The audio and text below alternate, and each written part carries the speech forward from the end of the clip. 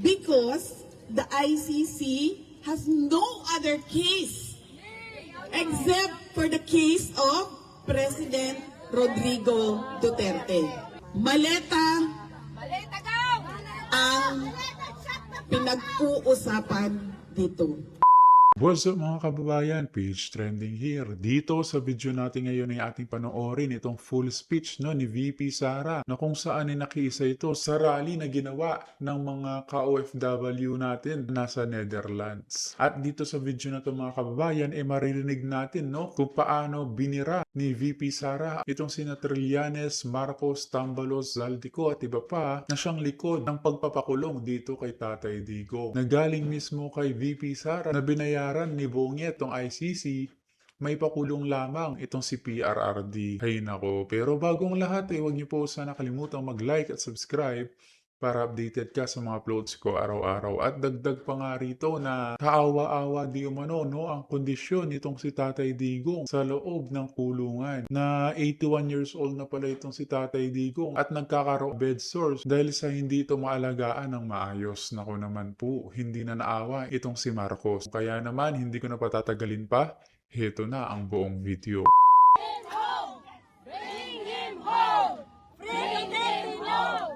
Bring him home! Bring him home! Bring him home!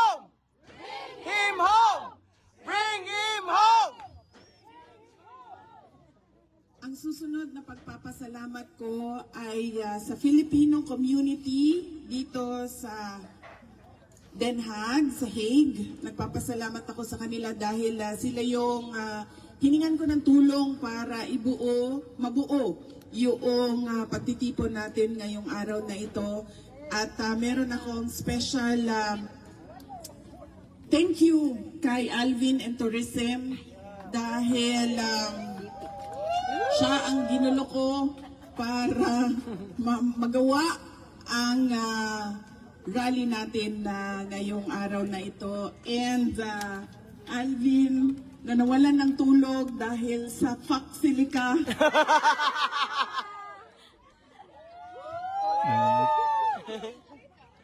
Alvin, if they cannot respect a no comment, you should not lose sleep over it. That is their problem. That is not your problem. Tama! Dapat sila ang ma-stress sa'yo. Bakit ikaw ang na-stress sa kanila? Ikaw ang nakaka-stress. Ang init na yan. Nagpayong Thank you sa tulong mo para mabuo ang ating programa ngayong araw na ito. Magsisimula ako, mga kababayan, sa paalala sa International Criminal Court na hindi nila pwedeng gamitin sa mga desisyon nila ang mga sinasabi natin patungkol sa kaso ni dating Pangulong Rodrigo Duterte sa ating mga actions of support kay dating Pangulong Rodrigo Duterte. At syempre, sa mga assessment at opinion natin. Dahil walang nagbabawal sa Rome Statute na ipahayag natin ang ating mga nararamdaman. Lahat ng kanilang pinapalabas, nire-release publicly, ay pwedeng pag-usapan at pwedeng bigyan ng komento. Kaya lagi kong sinasabi, kapag ako ay tinatanong, ano ang tingin ko sa desisyon na nilabas ng ICC?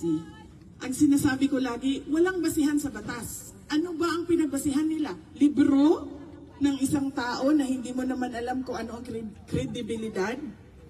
Suporta ng mga tao? Siyempre, dahil dating head of state yan, dating pangulo yan, minamahal yan ng marami. Siyempre, meron talaga tayong ipapakita na suporta. Ako, anak, kapamilya, siyempre, magagalit ako sa ginawa sa aking ama at sa isang Pilipino na ninakaw, kinuha, kinidnap doon sa Pilipinas para ihatid diyan sa ICC.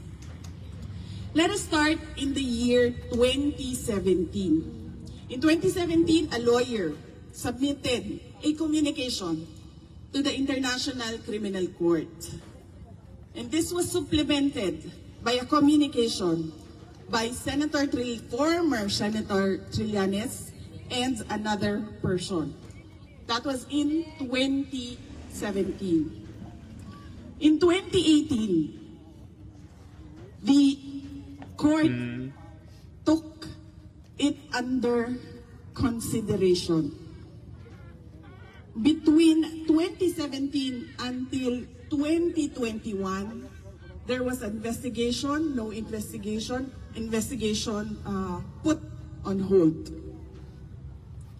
Let us start first with the complainant. Who is Trillanes? Trillanes is the person behind the Oakwood Mutiny and the Manila Correct. Peninsula Siege. Which was against who? It was against President Gloria Macapagal Arroyo. Correct. Trillanes stood on the platform of anti-corruption against Arroyo. We do not know the dealings, the negotiations behind the mutiny and the siege. That is not discussed publicly. When did we next see Trillanes? We saw him next in the Jejomar Binay attack. Vice President Binay was a candidate, a presumptive candidate for the 2016 election. And then what did he do? He attacked Vice President Binay on the platform of anti-corruption. But you must remember, he never attacked President Aquino on the platform of anti-corruption. And you remember the DAP, the pork barrel scam of the Aquino administration. And where was Trillanes then? Bias. Quiet. Because we do not know how much, where, how, when the negotiations happened. When did you see him again? Trillanes, hear about him again. You heard about him in 2016 because President Duterte was the front runner.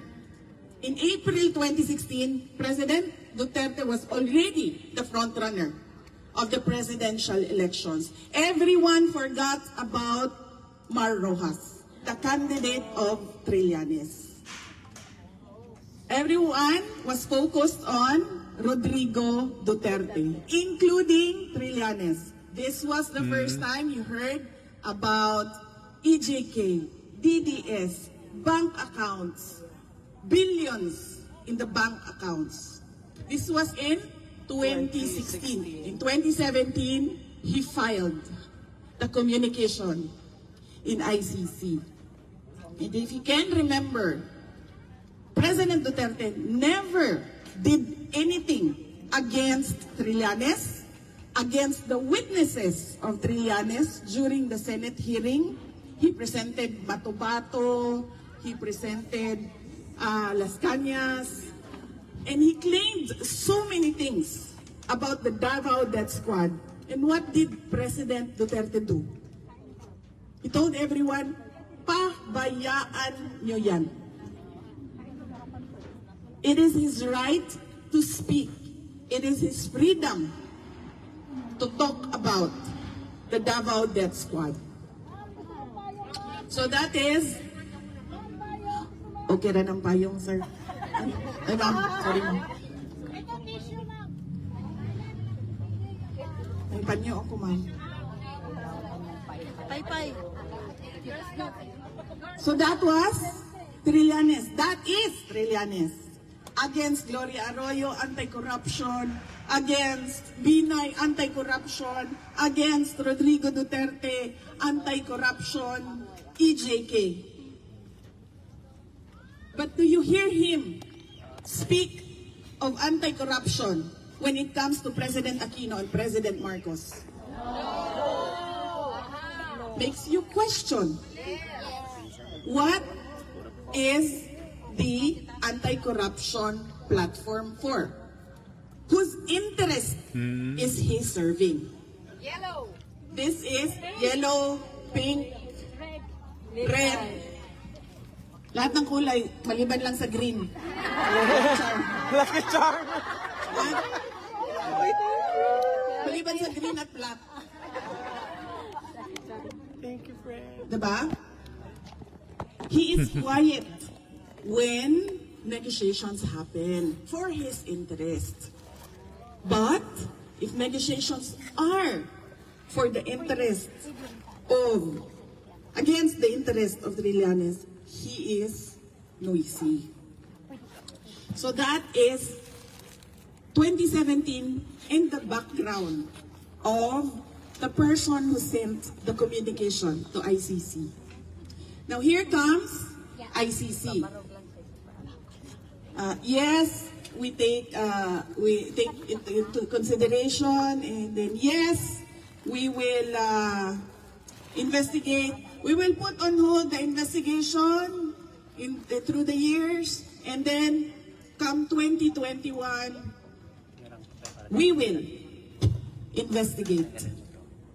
And who is the person? Who was the prosecutor who finally defended the investigation? It was Prosecutor Karim Khan, who was dismissed for an entirely different issue, but there was one issue about Karim Khan in relation to the case of President Rodrigo Duterte. And what was it? He had conflict of interest because his previous work was representation of the victims of supposed EJK under the Commission on Human Rights in the Philippines. That was his conflict of interest. But did ICC say categorically that you have conflict of interest? No. They did not. They just said that the appearance of impropriety excludes him from this case. But how can you give credibility to an investigation by someone who represented the victims? And now you're saying he must be investigated and prosecuted. That is clear conflict of interest. It muddles the entire investigation. That is our complainant, that is our prosecutor. We go to jurisdiction. ICC said, we have jurisdiction because we took the complaint under consideration before the Philippines withdrew as a member of the International Criminal Court. And what does that mean? It means that if you take it under consideration, before withdrawal of a country, there will always be an open complaint, open under consideration, open investigation through the years, even if the ICC will not act on it. And is that justified? Of course not, because it will be a perpetual investigation. There must be an end to the perceived liability, to the under consideration, to the investigation. Otherwise, it will be 300 years from now, assuming this ICC Still exists. will exist for 300 years, there will Dapat nga ay mabuwag na yung ICC, no, mga kababayan. be an open under consideration complaint communication inside the ICC. That is what the countries who are withdrawing now from the ICC should watch out. Because if there is something under consideration there, even if they withdraw 50 years sa from tingin niyo? now, Paki-comment nga ang inyong opinion sa ating comment kung buhay section pa na yung ating ICC, mapag-usapan. they can file a case. That is why we have been saying, you have no jurisdiction. 2 years has passed since the withdrawal of the Philippines from the ICC before any formal inquiry was done. If that is allowed, then there will be no end to the ICC going after sovereign nations. That is jurisdiction. We go to how the ICC disregarded how former President Rodrigo Duterte was kidnapped from the Philippines. They say, it doesn't matter to us how he was taken, where he was taken, by what means he was taken. What matters to us was that he was delivered to The Hague and endorsed to the ICC.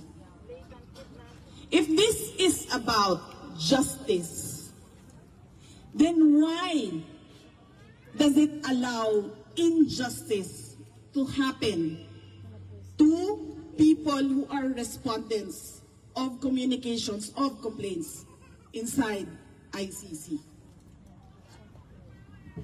Next, we go to interim release, the release of President Duterte. There are 3 things in the Rome Statute that are to be considered before a release can be considered or granted to a respondent. First is that he is not a flight risk. Second is that he does not, will not, cannot obstruct the ongoing investigation. And third, he cannot continue to commit crimes under the ICC jurisdiction. You saw President Duterte being pushed, pulled outside of the room, pushed into a plane. Is that a person who is a flight risk? He cannot even walk 3 steps and fall to the ground.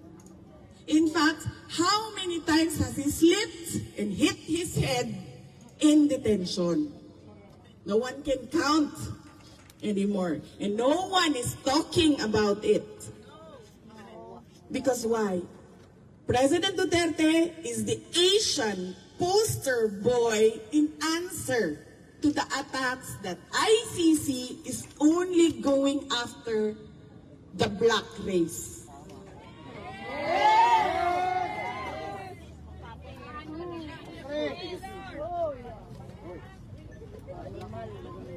He is a flight risk because of the support of the Filipinos around the world. Is that an assessment, a correct measure of a flight risk? Second, he will cannot continue to interfere or obstruct any investigation. Investigation started when? When he was president. The witnesses, Matubato, Las Cañas, when? When he was president. And what did he do? Nothing at all. He allowed the ICC to say whatever it wants, to do whatever it wants, even when he was president. When he was former president, I told him, the ICC is doing an investigation. The investigators are coming in and out of the country. We have proof of immigration records. And what did he say to me? Pasagdi na sila. Di na sila pwede manghilabot sa ato ang nasod.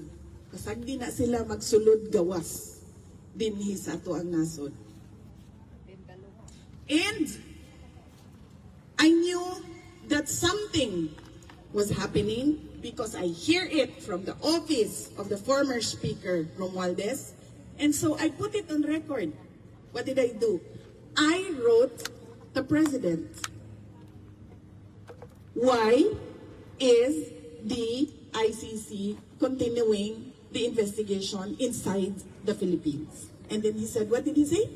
He said, we will not cooperate in any shape or form with the ICC because it is an infringement in our sovereignty. On that point, he was correct.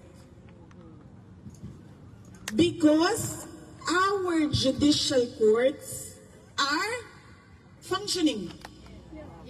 We can go to court, file a complaint, the judge can hear it, the judge can decide, the judge can put Grabe. you to jail easily. There is no breakdown of the judicial system in the Philippines. Grabe kataksilan niyang si Bongit, no mga kababayan. Iniwan siya sa laylayan matapos ang ginawa ng mga Duterte sa pamilya niya, ang lala. And so, any interference of the ICC is an affront to our sovereignty. And that is the only correct thing that Marcos did or Marcos said about ICC, that letter. But did he follow through on what he said?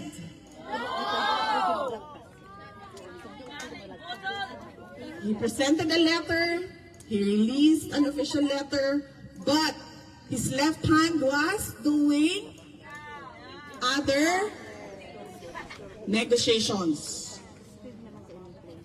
He was doing exactly the opposite of his letter. He was allowing the investigation to happen, supported by the House of Representatives and Antonio Trillanes. And so we go to the corruption in the investigation. Former soldiers, former employees of Congressman Zaldico already executed affidavits saying that they were told to exchange pesos to dollars because this will be delivered to the ICC investigators through Trillanes.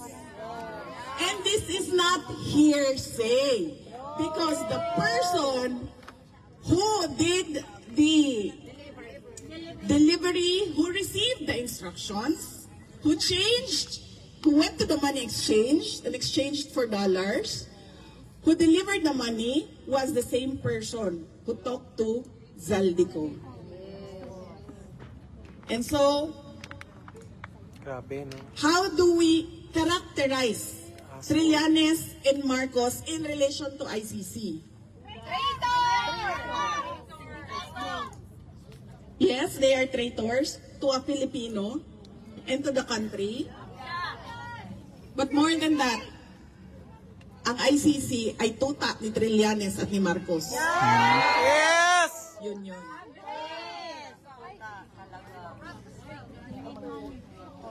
Because the ICC has no other case except for the case of President Rodrigo Duterte. And they found what? And they found Marcos, Trillanes, and money in the Philippine case.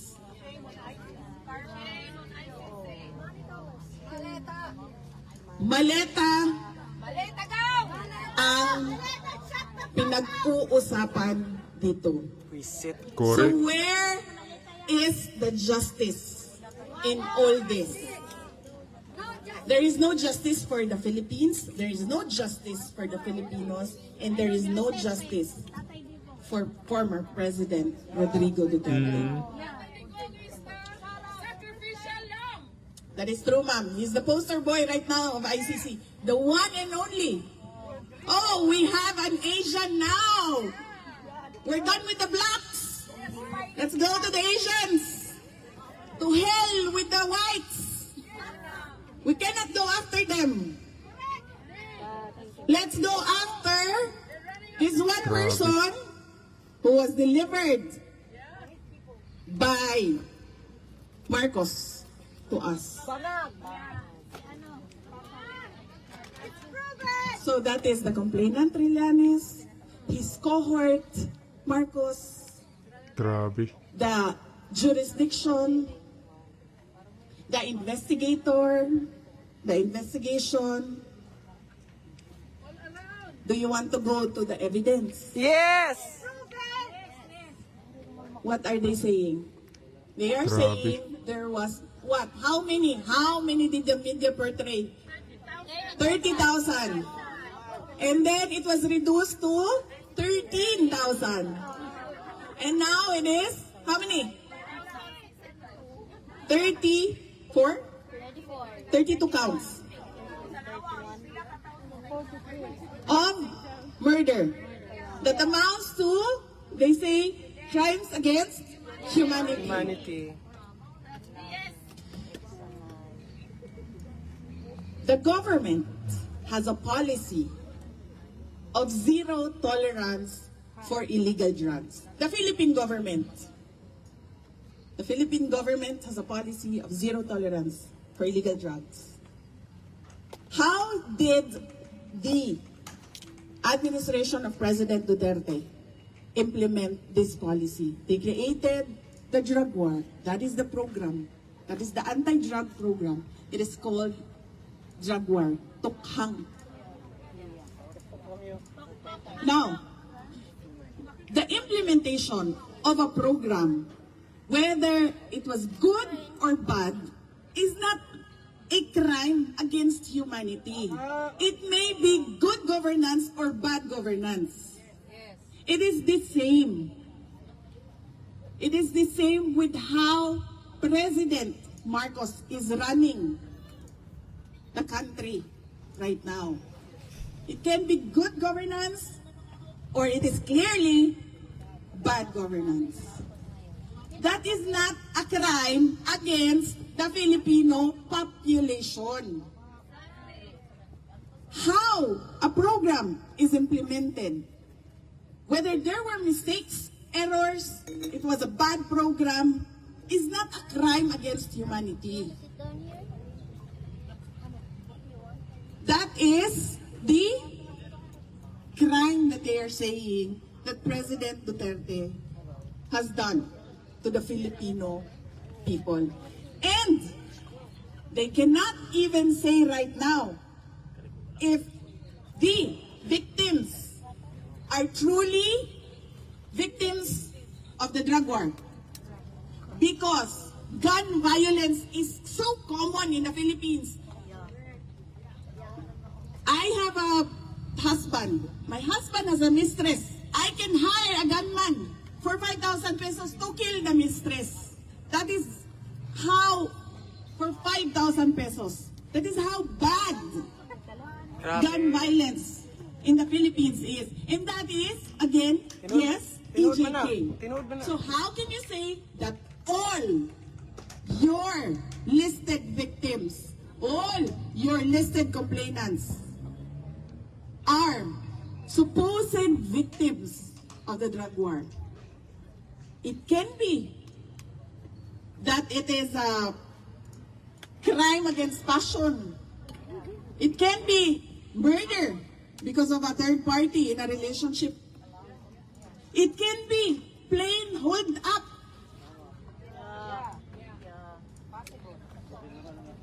So how can they say now that all the victims there are victims of the drug war that is supposed to be a crime against humanity? So that is the crime.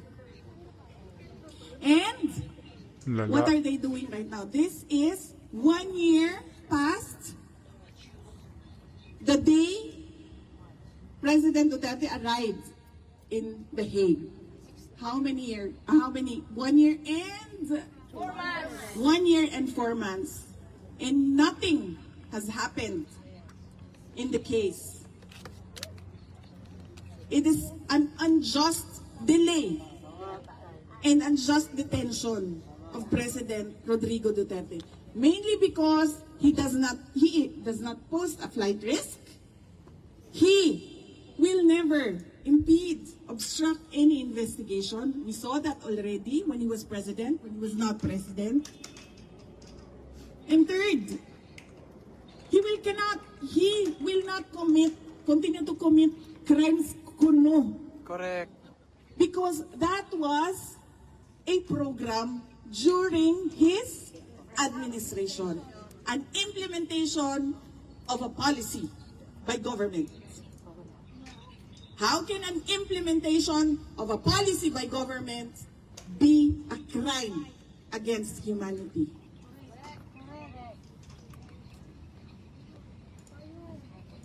Uwi na tayo, tay. Sa kasamaan.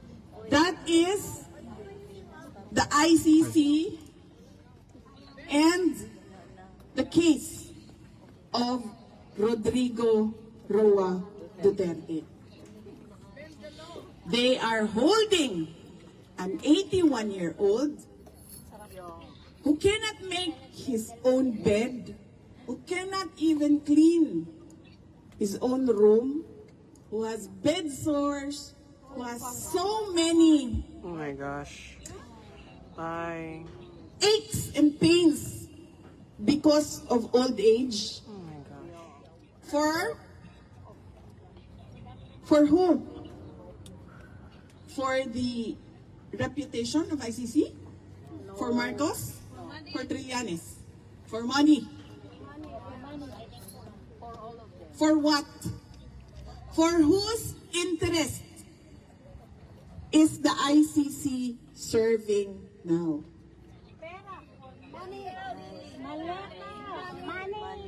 That is the case of Rodrigo Roa Duterte.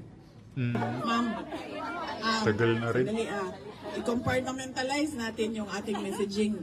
This today is about ICC. Yung sa London is about the country.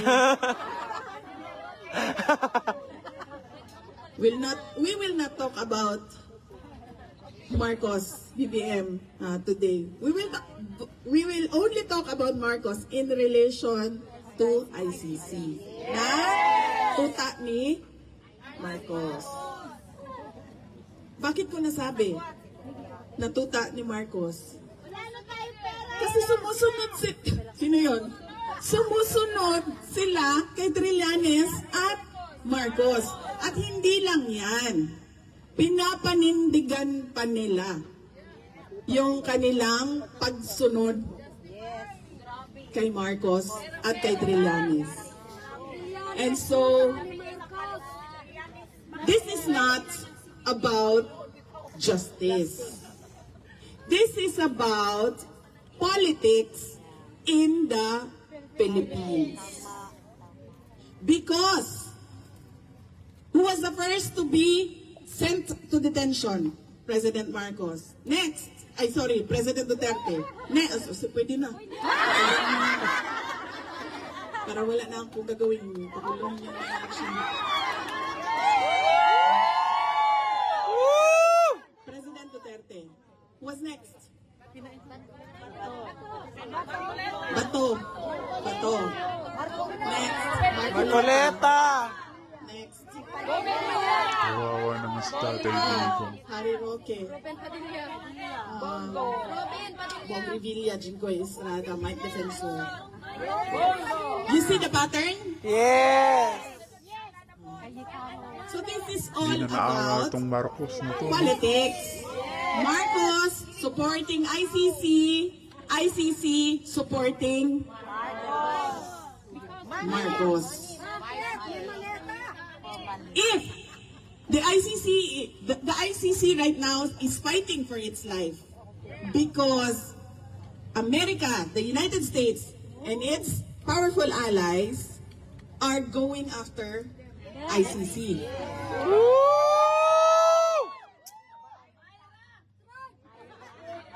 If ICC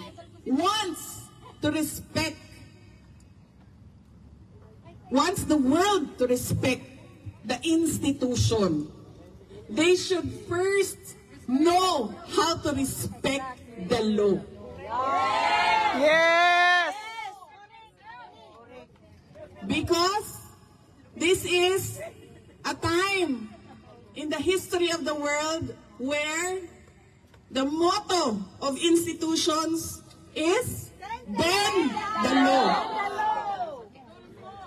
Bend the law for your interest and for the interest of your allies. Mga kababayan, ang lahat ng ginagawa natin ay para sa Diyos, sa bayan, at para sa bawat pamilyang Pilipino.